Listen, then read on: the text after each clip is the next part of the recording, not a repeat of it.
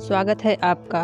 दोस्तों, आज हम बात करेंगे कि कैसे पुरुषों का जीवन महिलाओं की तुलना में 99% खराब है और कभी कोई पुरुष किसी महिला की बराबरी कभी नहीं कर सकता। सबसे पहली बात, महिलाओं को 9 महीने अपने गर्भ में रखकर पालन पोषण करने का सौभाग्य प्राप्त है, यह किसी पुरुष को नहीं। उसके बाद जन्म के बाद भी बड़े होने तक की पालन पोषण, सेवा, शिक्षा, सबका ध्यान इस पर है, इसको प्राप्त है ये कर्म करने का महिलाओं को। और पुरुषों को जन्म से ही अभिमानी बना दिया जाता है कि पुरुष ये काम नहीं कर सकता, वो नहीं कर सकता, ये काम पुरुषों का नहीं, वो काम पुरुषों का नहीं।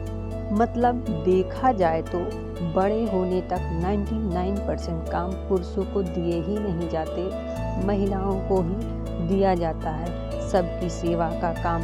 तो आप ही सोचिए, पुरुष तो हर तरह से अभागे हैं, क्योंकि कहते हैं ना, जैसा कर्म वैसा फल और वैसा भाग्य। किंतु हंसने वाली बात है दोस्तों, पुरुष होने का जो अभिमान है वो तो कुछ कर्म ही किए ही नहीं, तो फल कैसा और भाग्य कैसा। जो महिलाएं बचपन से कर्म करती आ रही हैं, इसलिए वो सब भाग्यशाली हैं और पुरुष अभागे हैं, बेचारे हैं और महिलाओं पर ही आश्रित हैं।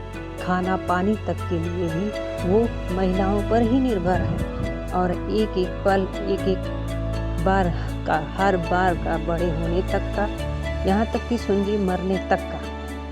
जब तक शादी नहीं हुई है तब तक महिलाएं माँ सेवा करती है, शादी के बाद पत्नी सेवा करती है, बेटी सेवा करती है, बहू सेवा करती है।